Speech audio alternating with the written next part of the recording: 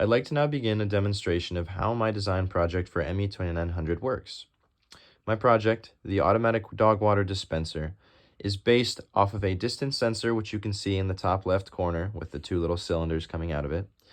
That will take incoming targets and read them until they get into a specific range, at which point it will cease function, start pumping water, and then deposit that water into the dog's bowl, which we'll see here in a second.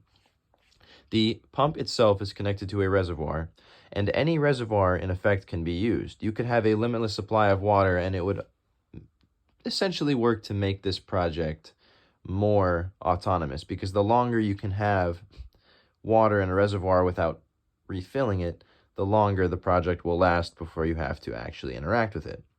Now, on the front, we have, as I mentioned, the ultrasonic distance sensor in the top left, an RGB LED, which we'll see change color here in a little while, and that's located on the bottom in that cutout.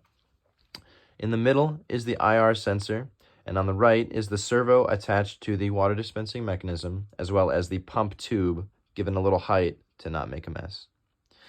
So we'll start by turning the project on, and for all intents and purposes, I'm going to turn it off and on first.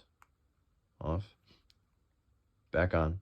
And now this distance sensor is functioning and it will read distance. So as I hold up something in front of it, it'll change from red to blue. And if I get close enough,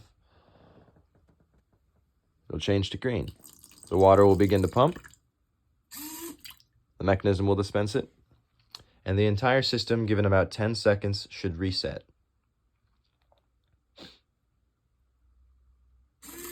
At which point, I am able to go closer with yet another piece of material, start it, and continue the process until I'd like to turn the machine off.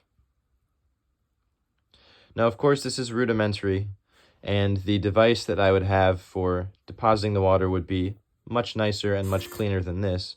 However, to show the general intent, this works quite well.